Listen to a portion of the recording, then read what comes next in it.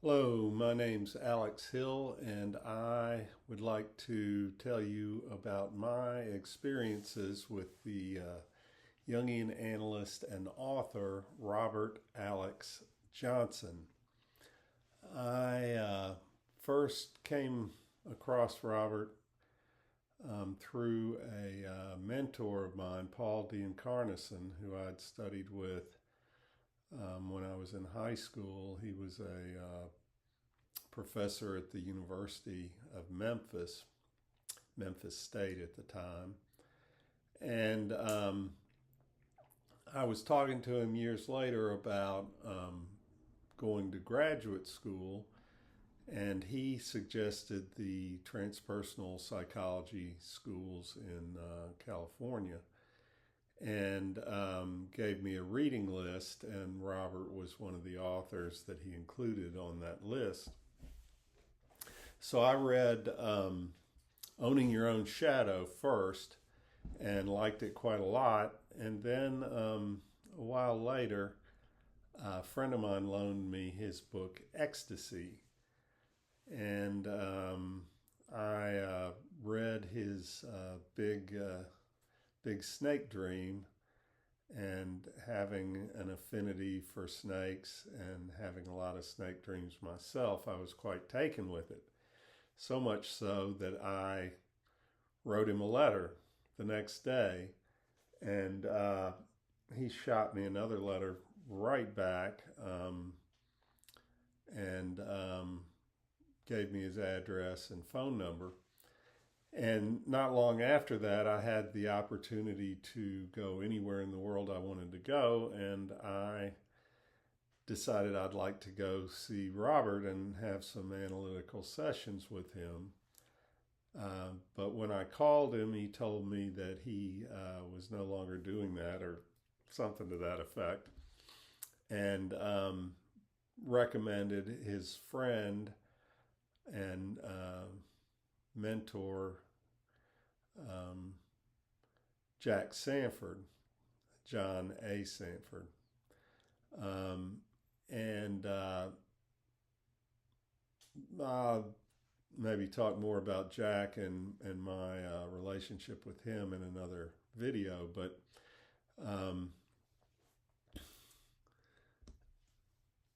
it was, let's see, that was 1993, so it was 4 years later that I went to my first Journey into Wholeness, where both Jack and Robert lectured. Journey into Wholeness was a Episcopal conference that the Episcopal minister Jim Cullifer started with his wife Annette. And here's the Journey into Wholeness prayer that might give you some idea of what it was about. Give me a candle of the Spirit, O God, as I go down into the deep of my own being. Show me the hidden things. Take me down to the spring of my life and tell me my nature and my name. Give me freedom to grow so that I may become my true self, the fulfillment of the seed which you planted in me at my making. Out of the deep I cry unto thee, O God. Amen. And that's by George Appleton. And here's a quote from Jack that they have on one of their newsletters.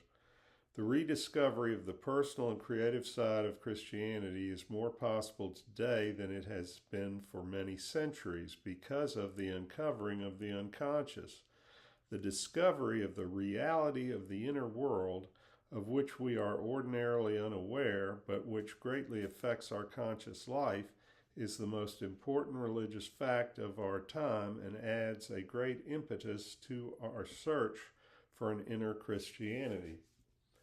That's from his book, The Kingdom Within.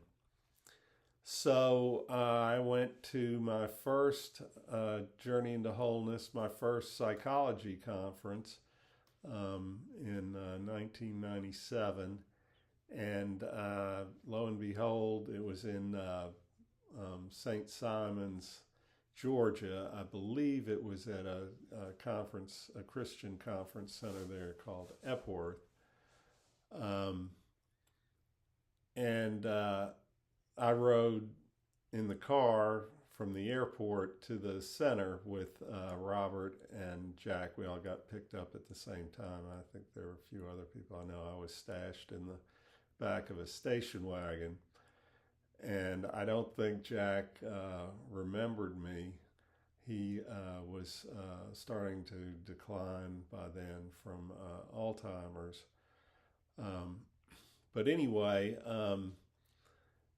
I went to all of Robert's lectures at the conference, and in one of them I remember he was, maybe the lecture was on India. I know he was talking about India. And he was kind of, I don't know, overly idealistic in his discussion on it. And I had raised my hand and said something about bride burning, which was a hot topic at the time. And he got kind of defensive. But then in his autobiography, Balancing Heaven and Earth, that came out a year later, he was much more realistic in his appraisal of it. I also was kind of tagging along behind him and Barry Williams, going to a meal, I believe it was, and Robert, I could see from behind, Robert leaned over and said something to Barry, and Barry looked around at me and said, "Come on up here." So I walked the 20 feet or so that I was behind him and walked with him. But I met Robert after one of his lectures. They would have a line of people who attended the lecture who could talk to the speakers. And in the line, I started talking to a gal there who had been to previous journeys and who had corresponded with Robert. And she told me about these postcards that he sent her with 4-leaf clovers taped to him. When I got up to speak with him, I gave him a space pen, which I had been using to write down my dream notes while in bed. And they were good because you could lay on your back and write upside down with them.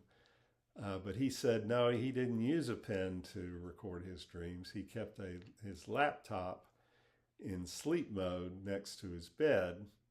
And he would, when he'd wake up from a dream, he would write down some notes in it, and then it was easier to fill it out later, which is an excellent way to keep your dream journal. And I've been doing it ever since I got a laptop not long after that.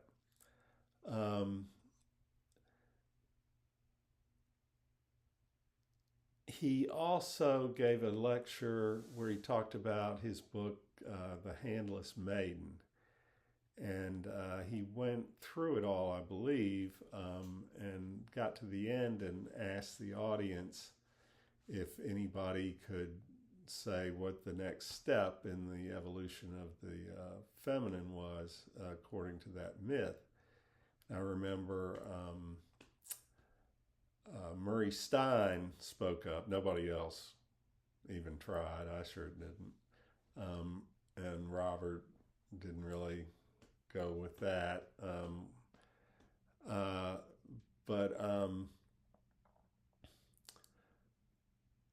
Then I heard him speak again at a Journey into Wholeness in Little Rock, Arkansas, but there were no lines after the lectures. I forget, they said something like Robert was not up to it for some reason.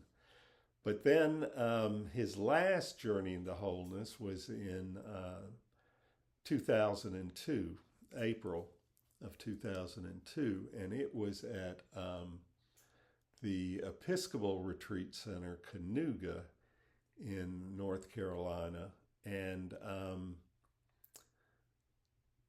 there was a problem with the mailer for that conference, and not all the mailers got out, so it was a relatively small conference, and pretty intimate. And in one event with Robert, he related a dream he had recently had, and he asked that the participants help him analyze it, if you will. And of course, I don't remember the whole dream, but there was, and a quote from him is, "Our own dreams are the hardest to analyze." So it's good to ask others to help us with our dreams. He said something about a VW bug or a car. I'm not sure if he said if there was a car in the dream or he was supposed to go buy a car. But I remember at one point he said, buying a car is easy. All you do is go out and get a VW bug.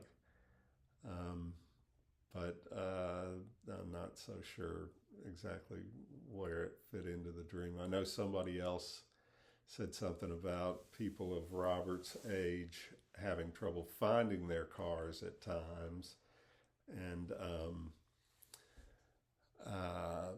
but one thing that I distinctly remember is that one of the elements in the dream was the Bank of America. And he went back over the dream, or the different parts. He related back the different parts of the dream, and he skipped the Bank of America. And nobody else was saying anything when he opened it up for discussion, so I piped up, "You forgot to mention the Bank of America." And everybody sort of, and Robert said, no, it's important what you leave out. And so we had a little discussion about what that symbol could possibly be, living here in a country ruled by the almighty dollar. And it was soon after that I believe that we started taking our meals together. And I know that we shared the last 3 meals either of us had at Journey Into Wholeness together, and we mostly talked about snakes. It was early on in our talks that he told me that snake was his animal totem, and I was kind of surprised at that. But he went on to tell me about his big snake dream that he had, and I said, well, I'm familiar with that dream.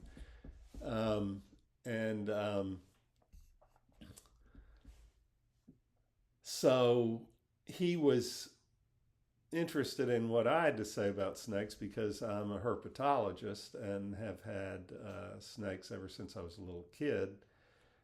Majored in psychology, but minored in biology, and took herpetology at the University of Memphis, and worked at the Memphis Zoo in the herpetarium for a couple and a half years. He told me stories about finding rattlesnakes near his house in the desert. He said that occasionally he would find rattlesnakes near his house, and would sometimes he would follow them, and that if they realized he was doing that, they would take off into the brush and he wouldn't see them again. But he would do that fairly regularly, and he would occasionally collect one by you can put a garbage can or something on the ground, and it's not too much of an ordeal generally to use a broom or course, you'd rather use a snake hook, but you can kind of shoo them into the garbage can with pretty much anything like a broom or something outside of San Diego. I don't know exactly where it was, but I assume it was pretty much directly east of San Diego into the desert. And so it was probably the Southern Pacific rattlesnake, Crotalus. It's either Helleri or Oreganus. But there also, if he was farther east, it could have been sidewinders or western diamondbacks, speckled rattlesnakes, or red rattlesnakes. At one point, we were talking, I told him some story, some nightmare story from working at the zoo. And he said, "Oh, I analyzed the director of the San Diego Zoo at one point, and he was all the time talking about stuff like that." Of course, a lot of people are very critical of zoos, but as far as herpetology goes, it's not so easy to observe snakes and other herps because they are so secretive, and really the only way to study them, many of them, is to keep them in a cage. And reptiles, especially snakes, do a lot better in cages than other animals. Anyway, so I told him about the tuatera, which is in an order by itself, Rhynchocephalia. Tuatera means peaks on the back in Maori language. They have little spines like an iguana and look like a lizard, but they are in an order by themselves that the fossil record goes back 240 some million years ago, and the only Rhynchocephalian left is the tuatera that inhabits islands and parts of New Zealand. So, and I thought Robert might find that interesting because they have a parietal eye on the top of their head, connected to their pineal gland. So they have a third eye, which of course is a big thing in Hinduism. Let's see what else. I'd come to Kanuga with my Alexander technique practitioner, and during one of the meals, another gal from Memphis asked me, what does she do? And I really didn't know much about the Alexander technique at the time. And so I showed her something that she did, which is she would put her one hand on your chest and one hand on your back and kind of press them together. And it made you feel something a bit more than just the pressure of her hands, a slight euphoria. And so I did it to her. She said, "Do me." So I did it to her, and she felt it too. And at that point, Robert said, "Oh, I like you." And before we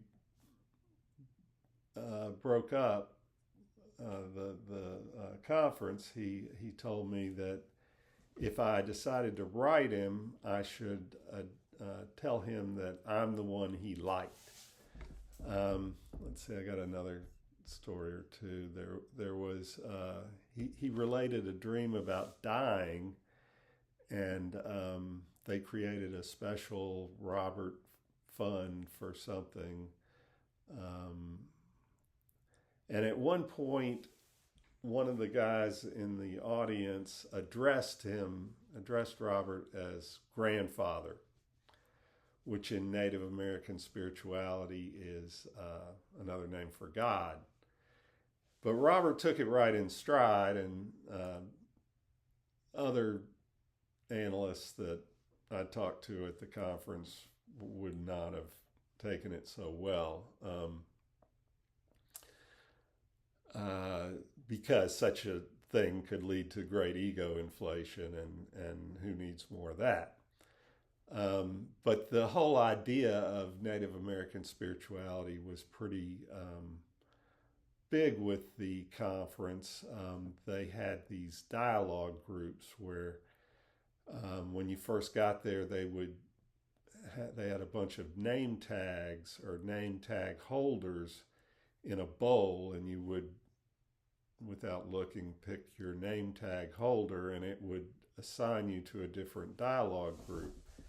And I got mouse, which I wasn't very comfortable with at first, but then once I started reading about it, one of the main points that they make is that whatever your animal totem is, you should become familiar with its opposite. So the opposite of mouse is snake, and and of course I had something to say about mouse in our dialogue group because I bred mice to feed to snakes for a number of years.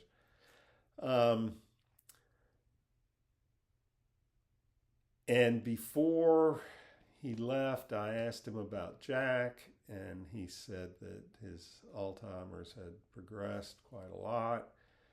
At that time, he was not recognizing people that he should recognize, and Robert said that it was only a matter of time, he thought, before Jack wouldn't recognize him.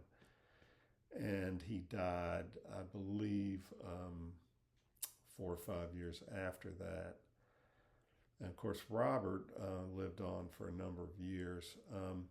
I did write him, and I had a total of 5 correspondences from him, and I have 4 dates for those. The first was in May of 2002, and the last was in March of 2003.